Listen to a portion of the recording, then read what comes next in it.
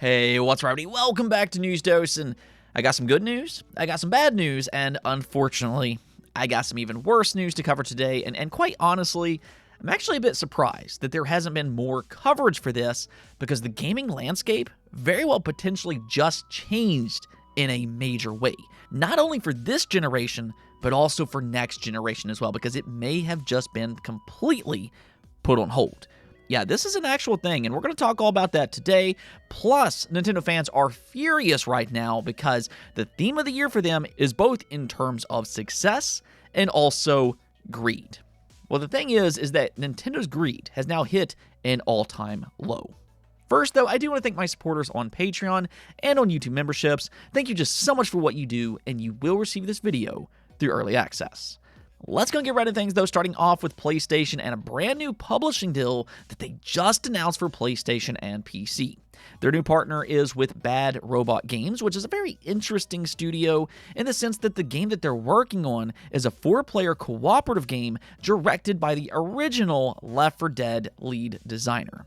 Now, admittedly, new studios like this don't always work out despite their pedigree, and in fact, if you look at what Sony has done this generation, they've taken on a lot of similar projects, and they've yet to really hit the mark. You know, they signed Deviation Games, which was touted as being formed by Call of Duty veterans. That was their big selling point.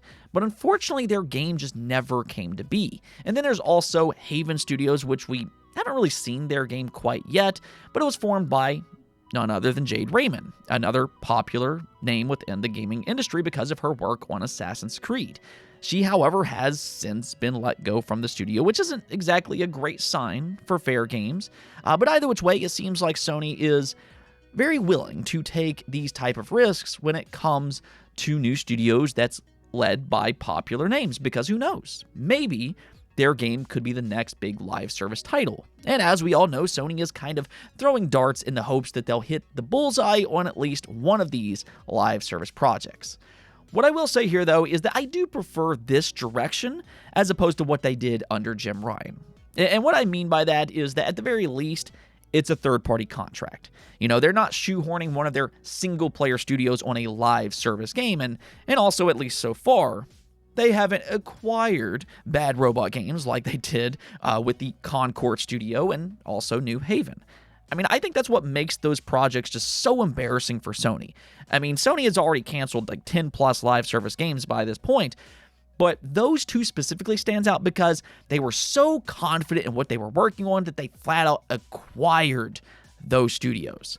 So hey, Sony's at least making progress by not acquiring this studio at first glance. They're going to take a wait and see type of approach this time. Now, we also finally got an official release date for Replaced. I mean, this has been one of the most anticipated independent games and really also Game Pass games for a very, very long time because it got delayed multiple different times. But I mean, yeah, visually, just look at this game. It's absolutely striking. It's fairly easy to see why it's garnered so much attention. But my main question is, will it play as good as it looks? You know, that's really the most important thing. Right now, though, I'd say that it kind of goes into that category of if it plays as good as it looks, then yeah, it could end up being a very special game. But that's the thing, because the good news here is that we're not going to have to wait much longer to find out, because its launch is now slated for March 12th of 2026. So there you go. It's been a long wait, but mark your calendars for early 2026, which continues to shape up very well. Now, here's something really interesting. It was recently spotted that Pikmin 4 was listed under the Switch 2 Enhanced games on the Nintendo eShop. Now, to be completely fair, Nintendo recently updated Pikmin 4 with a free update. The thing is that also didn't include any kind of Switch 2 enhancement. So that shouldn't explain this specific listing unless it's just some kind of error linked to that update, which, I mean, could be possible. However, this could also indicate some kind of incoming announcement for a Switch 2 enhancement, and I will say that I think that it would be in Nintendo's best interest to periodically update their Switch 1 games to the Switch 2, simply because Nintendo games are some of the most evergreen titles that the industry has. I mean, Nintendo could easily sell a lot more units of various Switch 1 games by giving them an update for the Switch 2. And that update could carry those games throughout the Switch 2 generation. I mean, think about something like Mario Kart 8 as one such example. It originally launched on the Wii U, but with a simple re-release, it went on to be the best-selling Switch 1 game. So, I mean, Nintendo games can easily live for 2 entire generations if Nintendo puts in the effort. Now, speaking of Nintendo, though, they might make great games that live on for an eternity, and that's really why I'd say fans have been willing to put up with some of their antics this generation, because there's no doubt about it. Nintendo has become incredibly greedy during the early part of the Switch 2 era. I mean, of course, the Mario Kart World $80 debacle was already bad enough as is. And then there's also the overpriced Switch 2 remasters. There's no way that Breath of the Wild should cost what it does on the Switch 2. But somehow, Nintendo still managed to hit an all-time low. I mean, this is almost unbelievable in how greedy it actually is. But what's happening here is that Nintendo fans are furious about a Metroid Prime 4 feature that's been locked behind a $30 paywall, being the new Metroid Amiibo.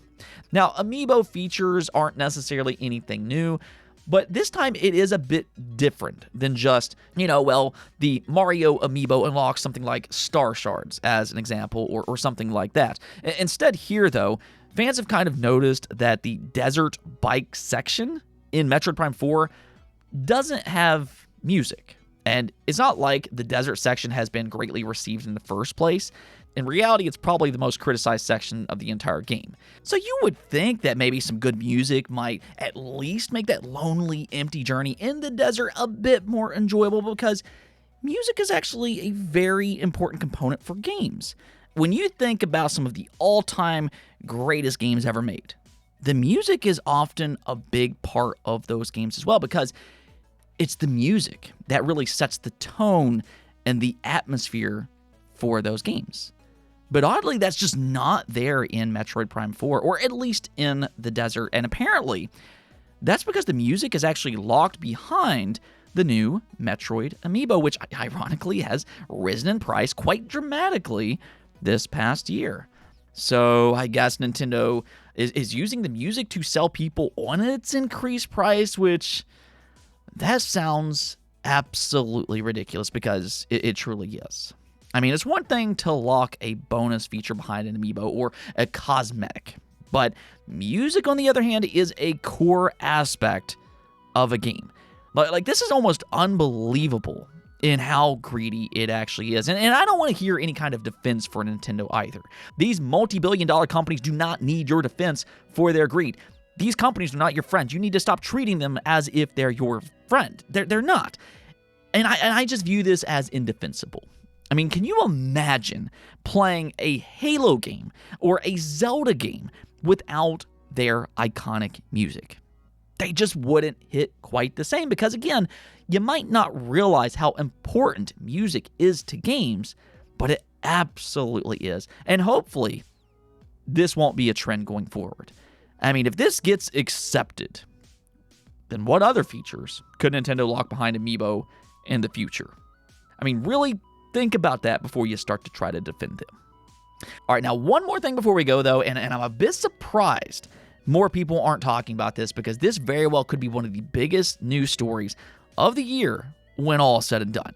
Now, I'll explain that here in just a moment, but what's happening is that Micron announced their exit from crucial consumer business to instead prioritize AI-driven data centers.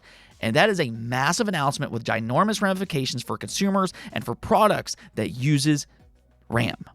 Now, for anybody that doesn't know, Micron is one of the largest producers for RAM chips, and there's really only a few producers in the first place, which, if you haven't already heard, DRAM has dramatically spiked in price these past few months, because companies that are investing in AI data centers are buying up all of the contracts and are taking resources away from companies that supply DRAM. So in other words, demand is high, supply is low. And now that Micron has announced their exit, the situation just got a whole lot worse.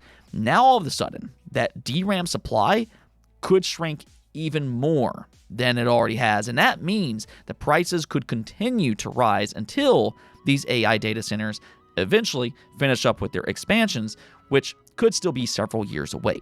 So what that means for the current generation of consoles and for PC rigs is that means that the price very well could shoot up again sometime in the near future. Micron is in fact one of the suppliers for DRAM in consoles and for PCs. So if you thought a $600 Xbox Series X was bad, well then you might want to brace yourself because it could actually get a lot worse. It's not just going to impact this generation though. It could potentially also impact future consoles as well, because by this point, we could very well be on the way towards $1,000 plus consoles. I mean, that's crazy to think about, but unless this DRAM situation gets under control, that very well could happen. Unless Xbox and Sony decides to delay their next generation consoles, which in my opinion could be the best possible avenue for them to take by this point. I mean, in my opinion, I don't even think next generation consoles are a must-have yet. To me, I think the PlayStation 5 and the Xbox Series X are more than powerful enough to extend this generation. But, I mean, we'll see. At the end of the day, though, the AI boom is causing a lot of havoc for consumers and for businesses alike. And by this point, it is the main driving force for increased prices in the tech space. Phones, computers, and gaming consoles will all be impacted by this situation. Let me know what you think about this, though. Would you prefer Xbox and Sony to delay their next generation consoles, or do you think they should just tough it out and release them at a higher than normal price? Anyways, though, that's going to be it for this episode. But until next time, make sure to subscribe, ring that bell, and peace out.